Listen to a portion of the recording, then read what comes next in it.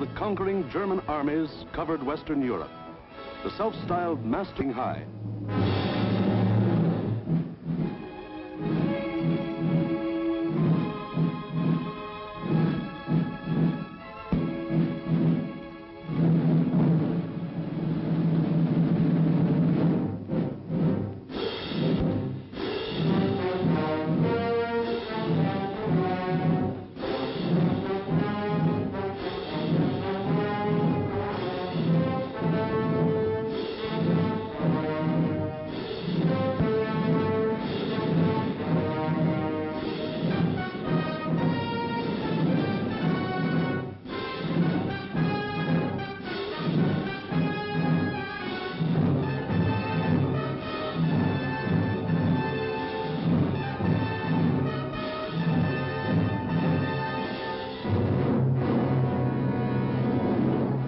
Adolf Hitler stood just as Napoleon had stood more than 100 years before, and looked across the English Channel to the one fighting obstacle that stood between him and world domination.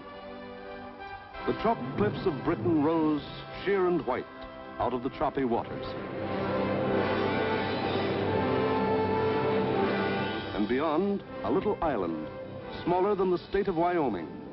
Crush that little island and its stubborn people, and the way was open for world conquest. The fall of Austria, Czechoslovakia, Poland, Denmark, Norway, Holland, Belgium, France had given him more than 100 million slaves to work for him or starve.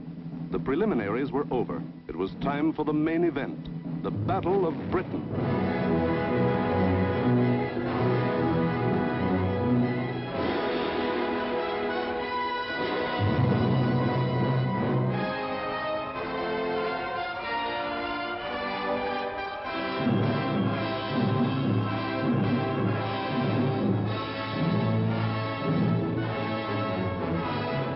Hitler and his generals feverishly drafted their plans for the conquest of Britain. Every detail must be anticipated. A slip now might wreck the whole timetable of world conquest. 6 weeks of final preparation went into those plans. 6 weeks to determine the history of 1,000 years. The thing was foolproof. See for yourselves how simple the whole operation was to be. Look. German plan for invasion of England. Phase 1. Knock out the Royal Air Force and its bases. Get control of the air and the sea lanes across the Channel. Follow the Blitz plan that had wiped out Poland, the Low Countries, and France. Destroy communication and transport lines. Above all, get command of the air. Phase 2. Pulverize the coastline with dive bombers. Drop parachute troops to take over the airfields and establish beachheads.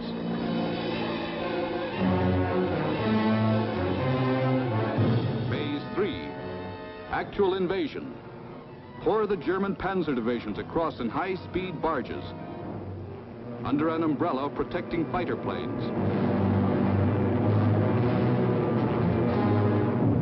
Then send spearheads of armed might to divide, surround, destroy all opposition. That's all there was to it.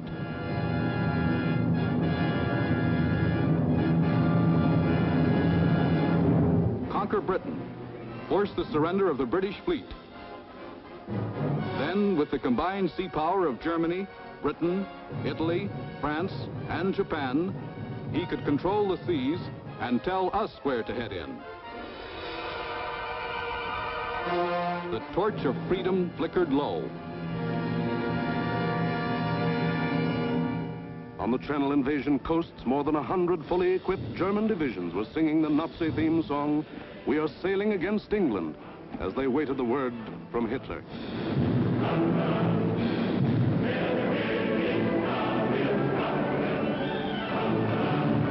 Here, for weeks, all the supplies and weapons of the Nazi war machine had been turned toward Britain.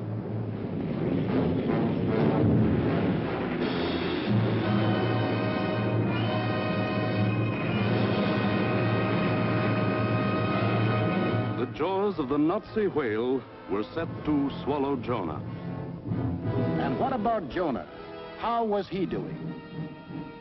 Well, Britain also had an army, but it was an army dragged from the sea at Dunkirk.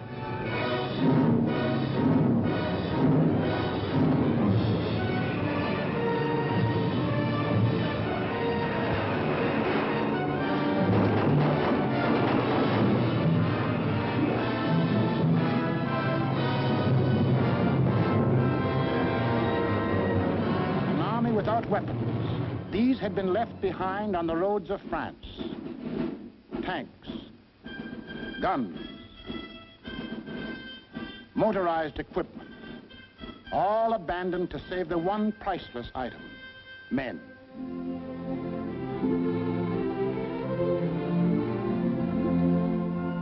In all of Britain, there was not enough equipment for one modern division. Only one tank for every 1,000 square miles of territory. Only one machine gun for every 1,500 yards of beach. Britain had a navy, too, but it was scattered all over the globe, guarding vital food and supply lines.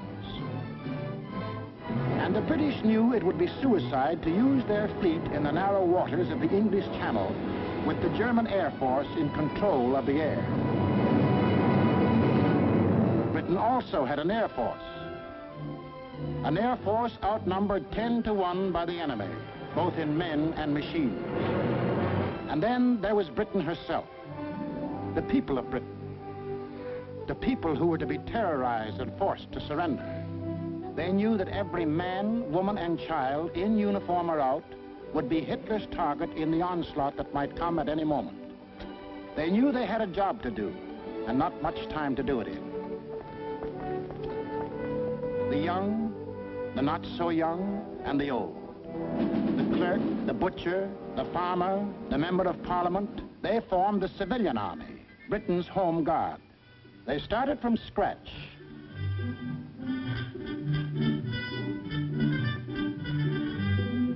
Experience, equipment, supplies, all were scarce. Only one shell to fire at each practice. The women of Britain refused to be left out.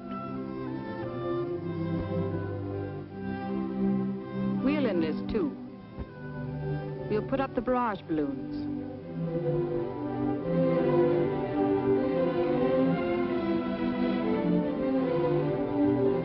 Man the ack-ack guns. We'll run the railroads and get the trains through on time. Ferry the planes. Carry the dispatches. Drive the ambulances and run the buses.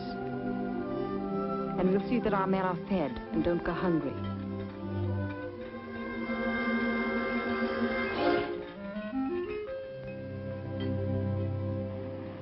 Others worked, men and women alike.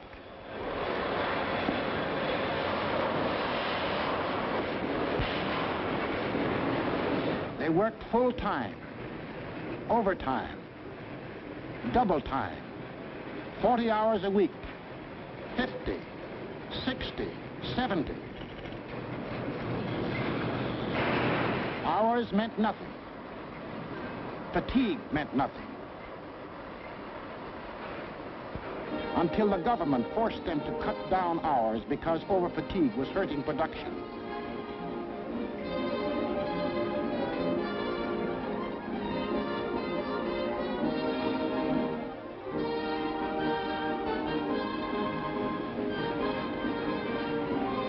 And when they weren't working, the men patrolled the moors for parachutists, blocked the roads, rehearsed invasion defenses. For something had happened here the Germans could never understand. In a democracy, it is not the government that makes war. It is the people.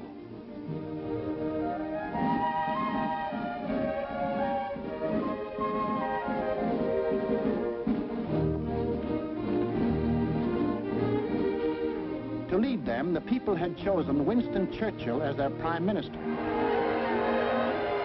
And he spoke the words in every British heart when he said, "We shall defend our island, whatever the cost may be. We shall fight on beaches, landing grounds, in fields, in streets, and on the hills. We shall never surrender." This was Britain in its darkest hour. The people knew they were in for the worst the Nazi mind could invent, yet they didn't panic or run away. They patrolled and waited. They drilled and waited. They worked and waited. Waited for the terror they knew was coming. Then it came.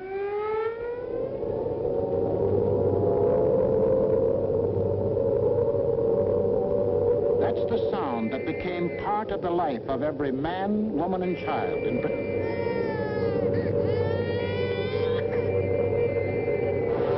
August 8th, 1940, and the battle for Britain is on. 30 enemy aircraft over the channel, flying due west.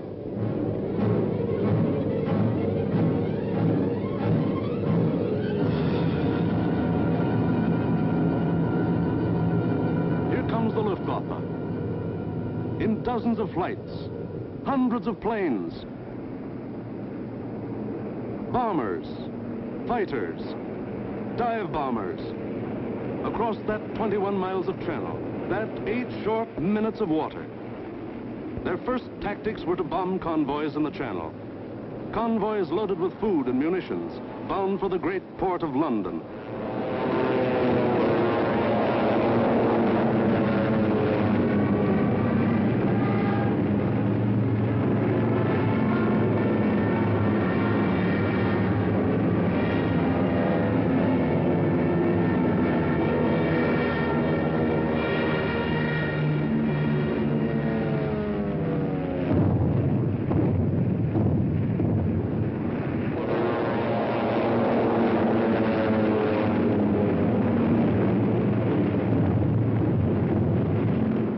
Fighters waited overhead for the defending planes of the Royal Air Force, the RAF, to appear.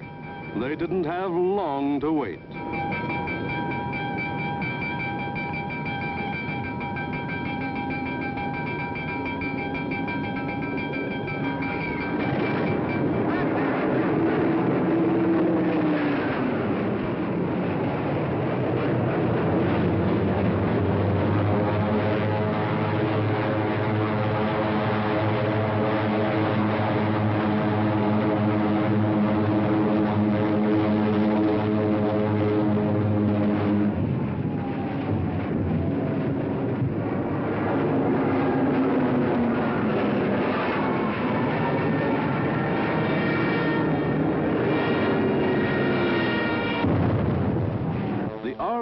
Came, facing odds of 6, 8, 10 to 1, and dove in, shouting the old hunting cry, "Tally-ho!"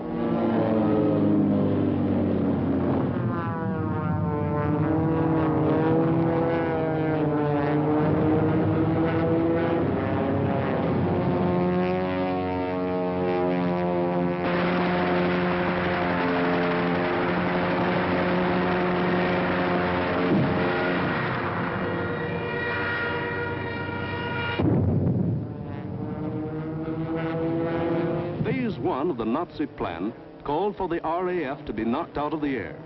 But the men of the RAF hadn't read the Nazi plan.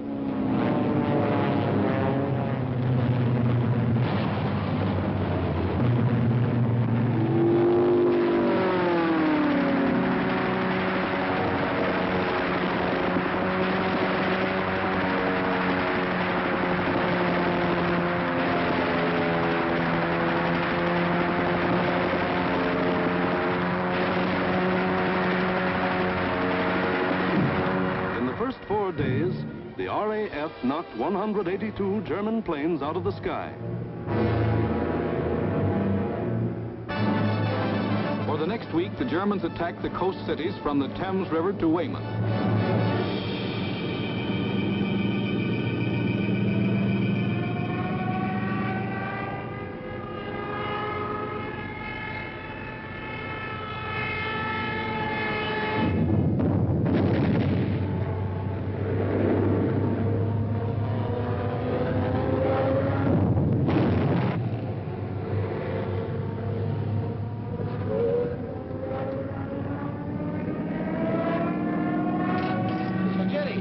cover.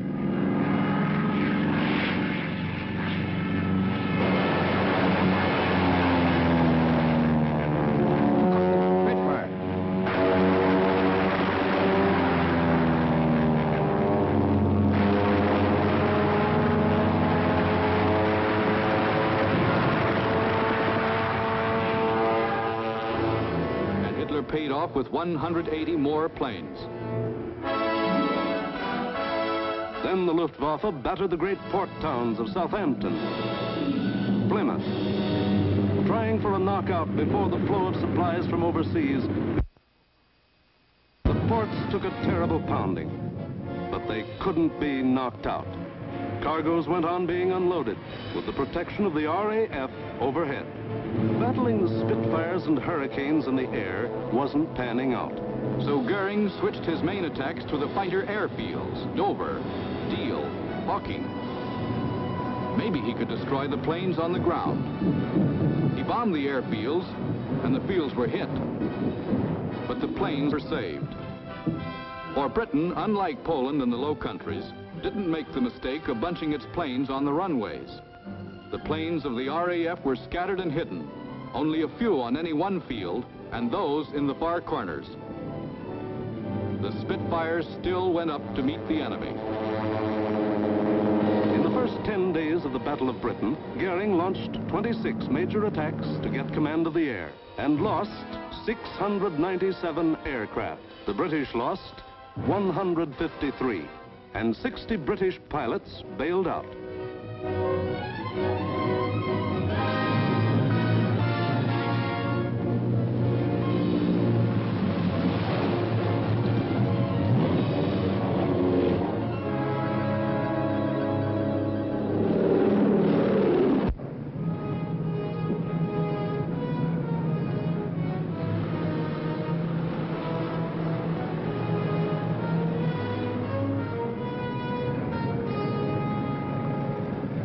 Valuable trained men were saved and ready to fight again, but the crews of Goering's planes were lost to him forever.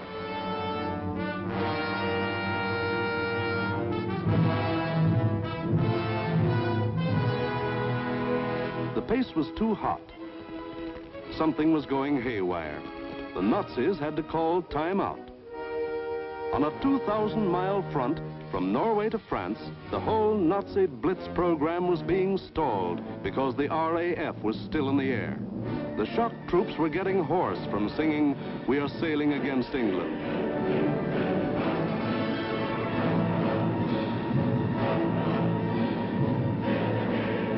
The long-range German guns were getting hot from throwing shells across the channel.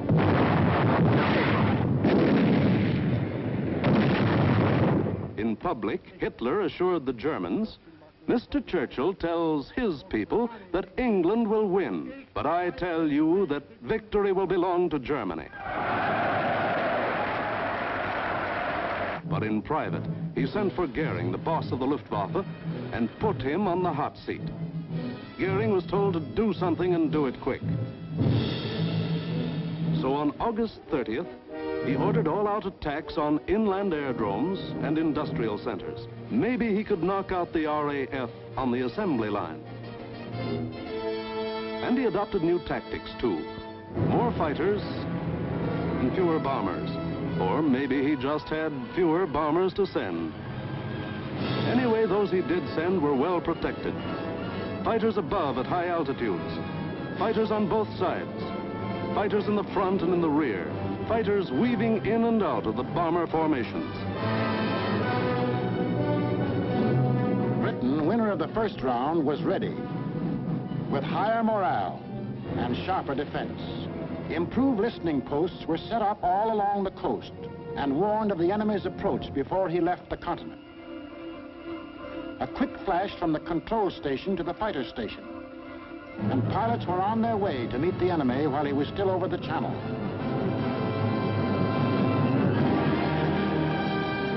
Day after day, out of sight and almost out of sound of the watchers on the cliffs, 4, 5, and 6 miles above, the battles raged over the Dover area.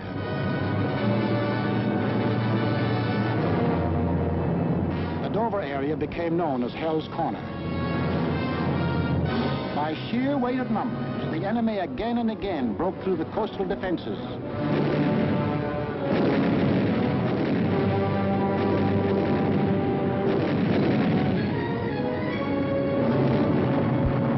And reached inland to the airdrome. Aircraft plants, munition factories and machine shops.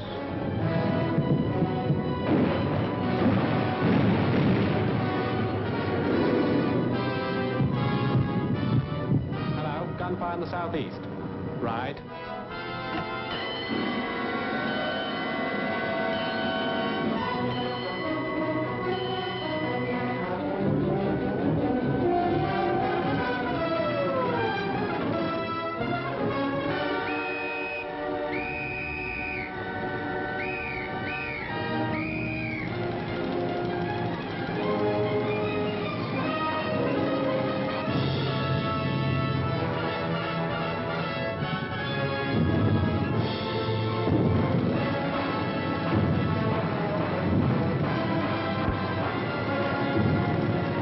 The workers kept on working,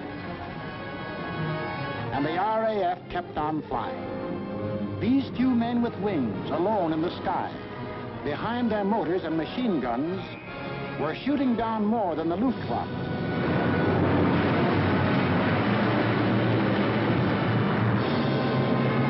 They were smashing the whole Nazi plan of world conquest.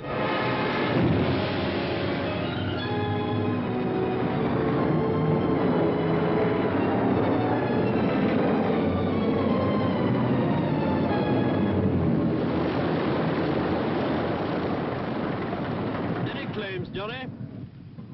109 destroyed, Freddie, yes. Oh, good show. How'd you get on, sir? Oh, I had a wonderful party, thanks. Are you all right? You get any of the batters? Yes, I got a Messerschmitt 109 and a Dornier. Between August 24th and September 5th, 35 major attacks were launched. They cost the Germans 562 planes, while the British lost only 219 planes and saved 132 pilots. Invasion plans were going completely haywire. The Nazis were blind with rage. The German mind has never understood why free people fight on against overwhelming odds. Hitler now knew he was superior in every weapon except the weapon of spirit.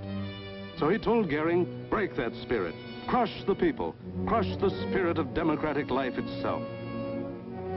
Invasion now would have to wait. The Nazis would avoid the RAF and smash the great city of London into the rubble heap they had made of Warsaw and Rotterdam. Could London take it? Even the people themselves didn't know the answer.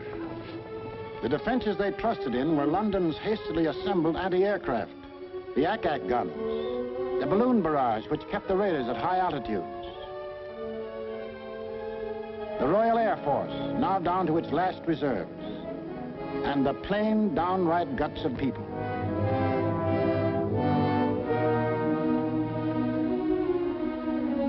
They sent more children out of the city.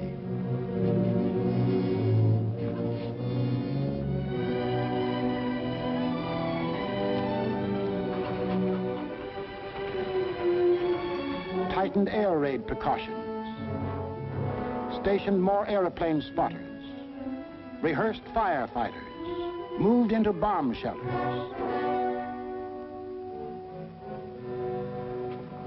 They blacked out their city and carried on.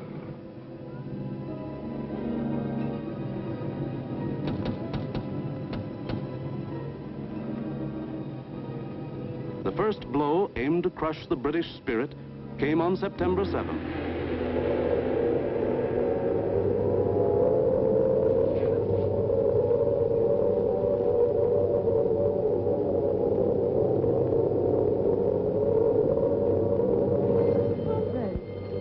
Roof reports planes coming in. Control room speaking. Customers and staff will now take cover in the basement. Please do not run, but keep moving. Down the stairs, or you can use the escalator.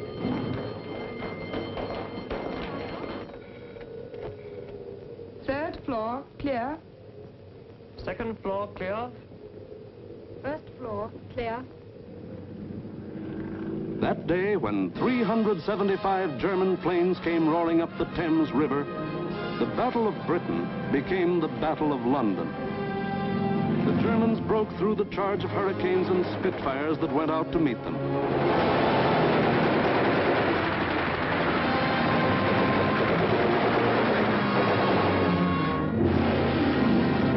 Gone was any pretense of aiming military objectives. This just savage destruction.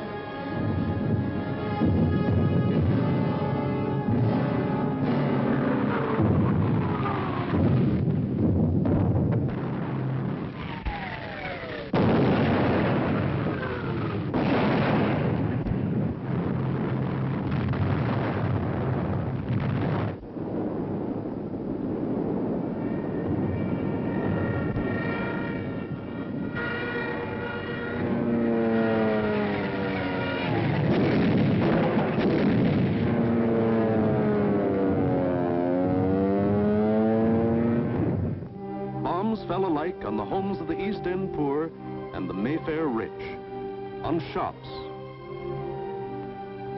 hospitals, churches. For 28 days, the Nazis were to drop everything in the book on the city of London. Tons upon tons of high explosives, delayed action bombs that exploded days later, torpedoes that sheared away whole buildings. And underneath the war in the air, the war of the man in the street went on.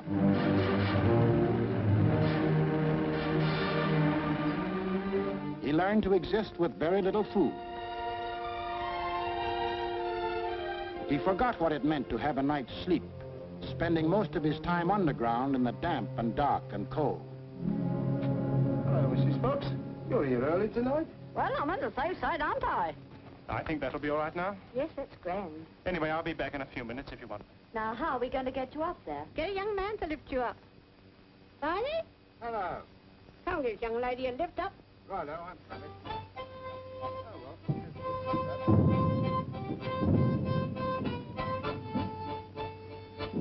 The air raid wardens stayed at their posts. Doctors and nurses worked on steadily as the bombs crashed all around them. Rescue squads labored night and day. Hi, Gordon. I found her. Is she dead? Fight, though. Firemen said, nuts to the bombs and battled to put out fires. This was life in the Blitz. Against all the rules of Nazi warfare, Britain was refusing to crumple up. Across the Channel, the enraged Goering took personal command of the operations.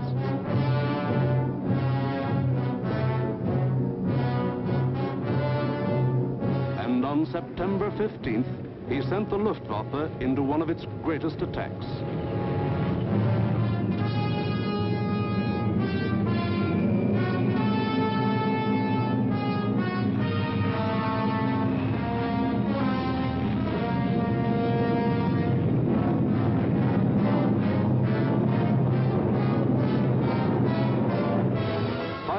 German bombers and Messerschmitt fighters roared over the English coast. Starmouth calling. Planes heard 3 miles southwest. Out for hostile planes approaching from the southwest. The British met the challenge by throwing in everything they had.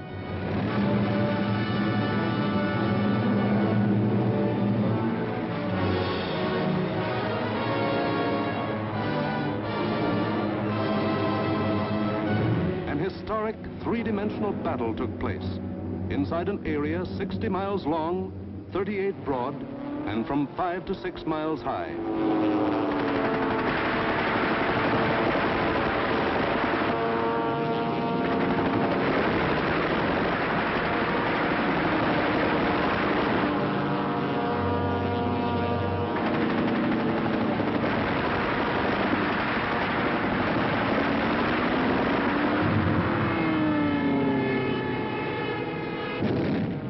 100 individual dogfights took place within the first 30 minutes of the raid.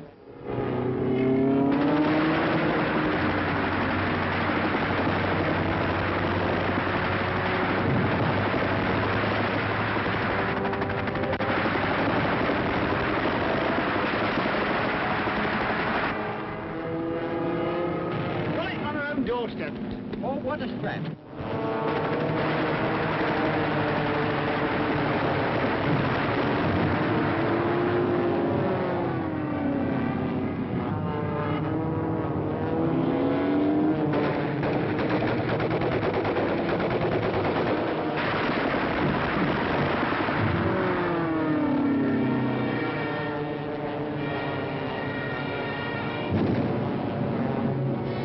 Center calling London 1. Thank you, Center. We'll keep a lookout for them. Hostile formation to the south. Some of the German bombers broke through London's defenses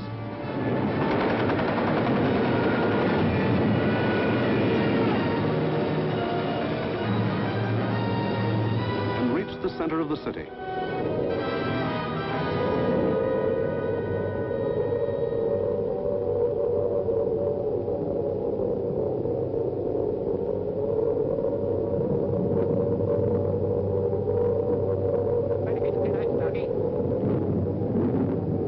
Doggy, tin hat.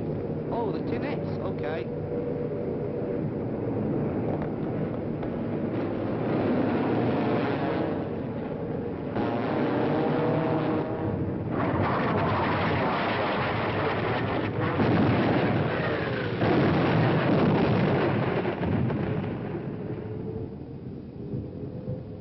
Doggy! Doggy, where are you?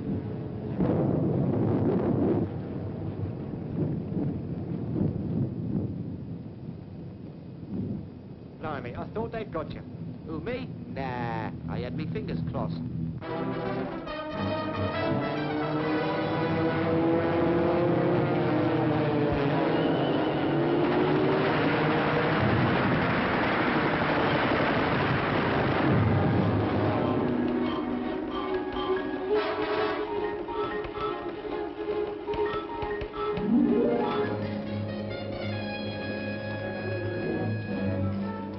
Air Ministry communique. The biggest bag yet. 185 enemy aircraft shot down. End of message. Of the 500 German planes that came over that day, more than 1/3 were shot down. In the 28 days of terror from September 7th to October 5th, the Nazis dropped 50 million pounds of bombs on the city, killed 7,000 helpless civilians, and wounded 10,000 more. Bombs fell on Buckingham Palace,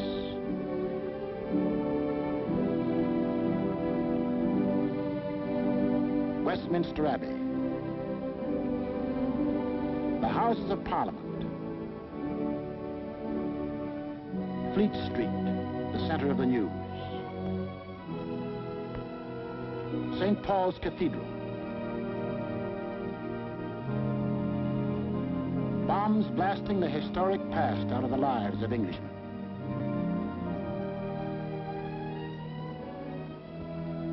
But in these 28 days, the Nazis lost 900 planes and their crews. The more they sent over, the more were shot down. The British Spitfire had proved to be one of the deadliest weapons ever put in the hands of man. If this kept up, pretty soon no more Luftwaffe. The frantic Nazis had to pull a new one. They did. On October 6th, they changed to night attacks. Maybe that way they could avoid those deadly Spitfires and Hurricanes. Maybe that way they could crush the stubborn British spirit.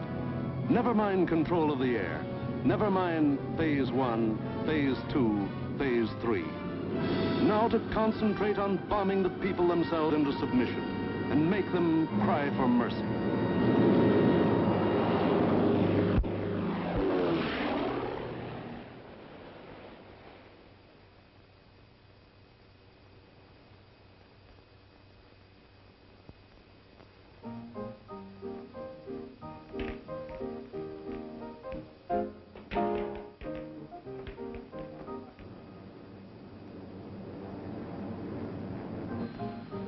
hostile raid, sir.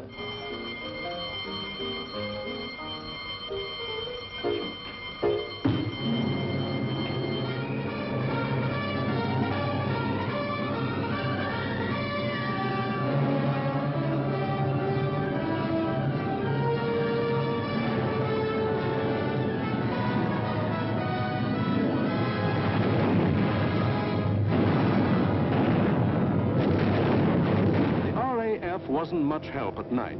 This was just German bombs against British guts.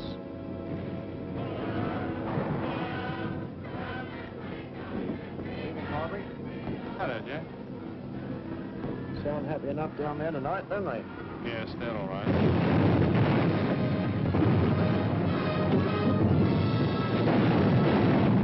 The great docks of London were left roaring infernos. Homes were destroyed by incendiaries. Business blocks were aflame. And still the people of London took it. Night after night they burrowed underground. And morning after morning they dug themselves out of the wreckage.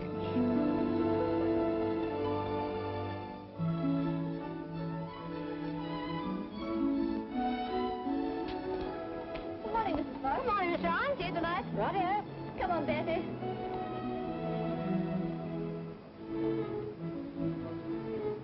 Would you like to sit down? Thanks. Morning, Miss Ryan. Sleep well? Fine, thanks. Wasn't it a quiet night? What about the one that came down about 2? No, I didn't hear it. Did you? No. Oh, we're getting used to them around here.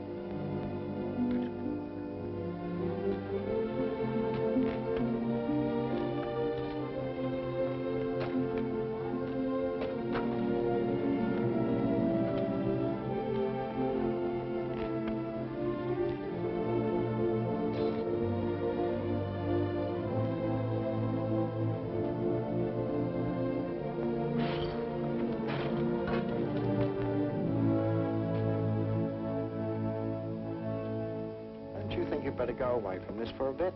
Of course not. It'd take more than this to get me out of my home. Now go on, you've got to get to work. Okay. The Battle of London was the battle of the people of the city. In spite of bombs and fire and death, they got to their desks and workbenches to spend another 10 or 12 hours working, working, working. The British spirit was stronger than ever. And the RAF was flying higher than ever. Not only higher, but farther. SIO, operation for tonight. GP 1562, EP 781, 10 aircraft. You'll find, I think, a decent photograph of the submarine yards there. There's a very good one taken the other night, Monty. Oh, that? A bit further along. That's it. Those are the submarine yards. Just there. Yes. Well, chaps, this is your target for tonight. It's the submarine and shipbuilding yards at Bremen. It's a vitally important target, and it's got to be hit hard. In the midst of this life and death struggle, the British found strength not only to defend, but to counterattack with what few bombers they could get together.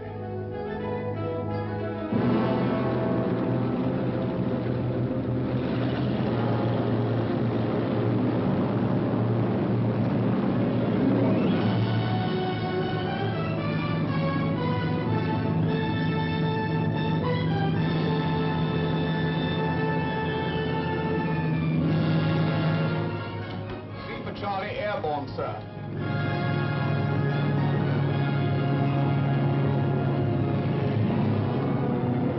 Hello, rear gunner. Can you hear me? I'm okay, Skipper. Hello, operator. Everything okay? Well, it seems to be all here, sir.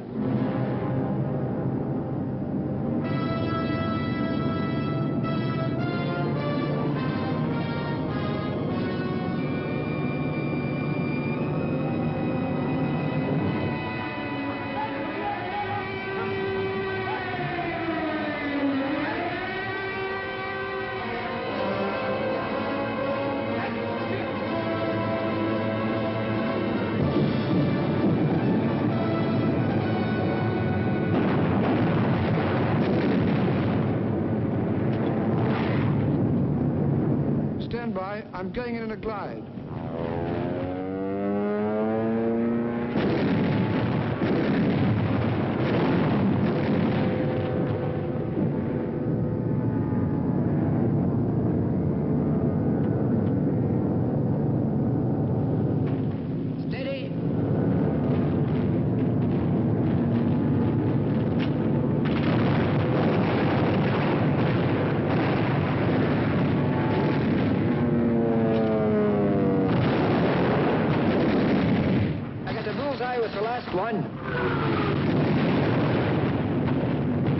Here was the RAF giving it back. Hitler cried, "Night, gangsters! For this crime I will exact 1,000-fold revenge." All the available German night bombers were put into the air.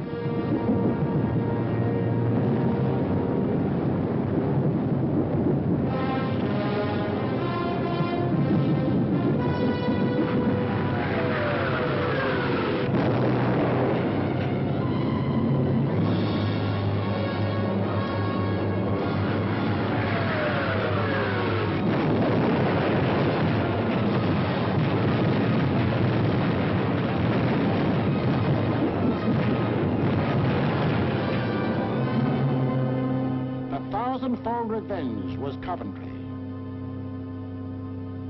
On the night of November 14th, £1 million of bombs were dropped on the city.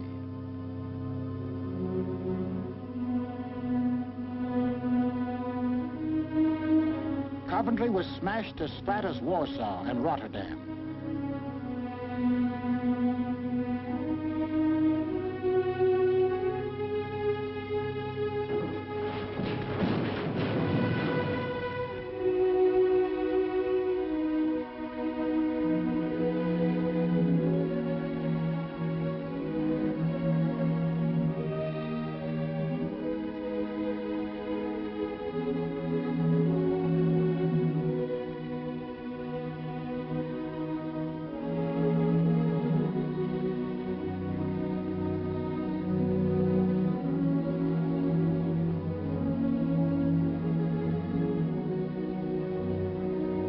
The people of Coventry dug their loved ones out of the blasted ruin, saw them to their last resting place in a common grave.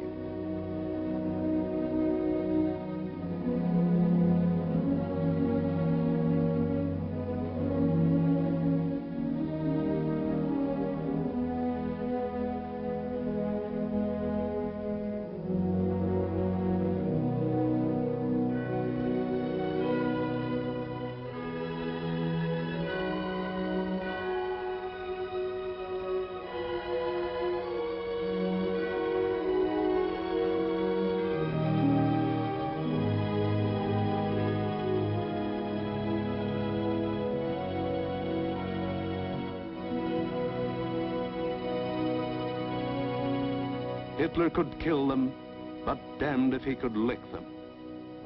They went back to their lathes and machines, for they knew the machine bench was as deadly a weapon as the rifle. And in their hearts was a grim determination that this enemy must be destroyed.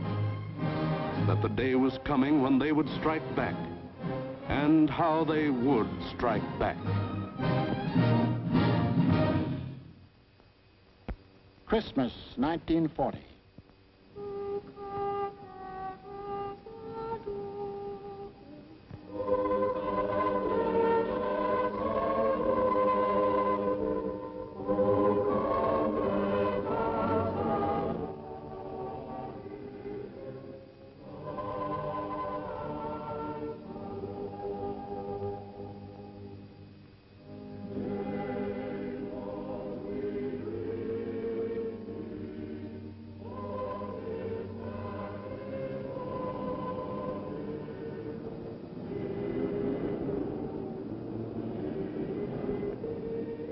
Christmas, season of peace on earth, goodwill toward men, was the ironic quiet before Hitler's great burst of rage against a people who couldn't be licked.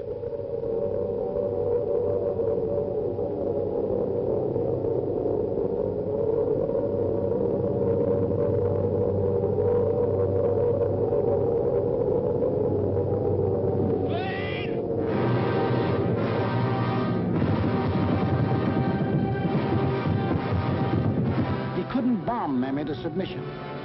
So he would burn them to ashes.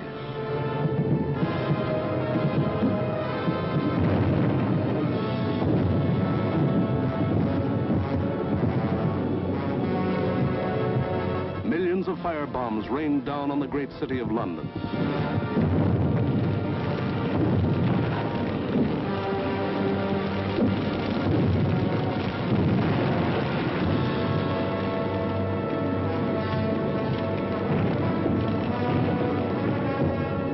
In a matter of minutes, more than 1,500 different sections of the city burst into roaring flames.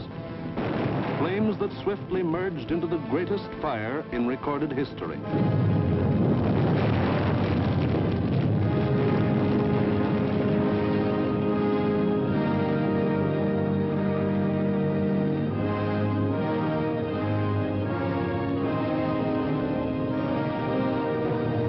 In the midst of all the fire and destruction, vital water mains were shattered. Water pressure was almost entirely cut off. Heroes of the night were men of the London Fire Brigade who stretched temporary hose lines out to the center of the Thames River, struggling through mud and slime. For the Nazis had carefully picked a night on which the Thames River had one of the lowest ebb tides on record.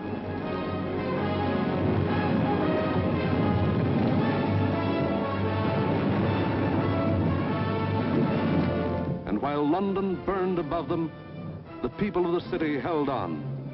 Chin up and thumbs up. They knew this was the people's war, and they were the people.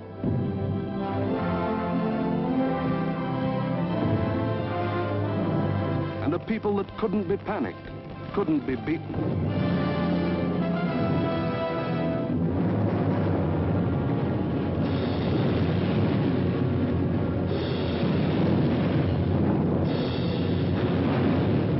In the months to come, the British were to suffer many such bombings and burnings.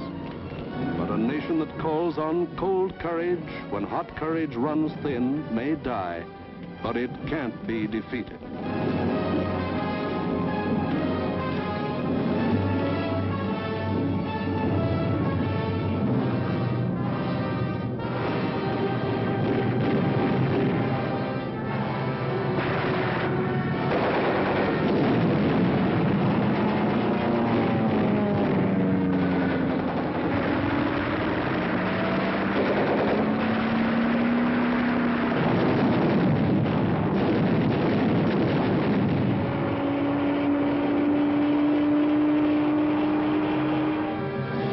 The Battle of Britain was won, but not by Hitler.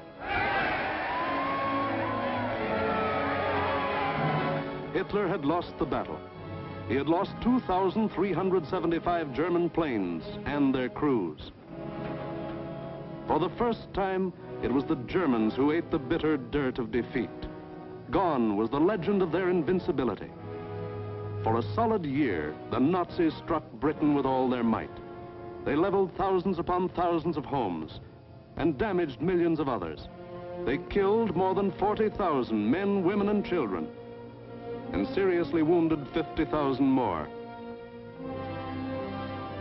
But not one single Nazi soldier set foot on British soil. But Hitler couldn't stop, and in our next film we will show how he had to turn to the east again. Why did the Nazis lose the Battle of Britain? First, because a regimented people met an equally determined free people, and the free people made them quit cold. We've been bombed, dive-bombed, high-level bombed, machine-gunned, been through 2 invasion scares. The last lot we had the house down about our ears. But we're still sticking it, and we're going to stick it. Second, because this was a new kind of war, and the RAF were the men who could fight it. These were the men who belonged to what Hitler called those weak, soft democracies. The British did more than save their country. They won for the world a year of precious time. It was not only for the people of Britain, but for the people of the world that Winston Churchill spoke when he said, "No Never, in the field of human conflict, was so much owed by so many to so few.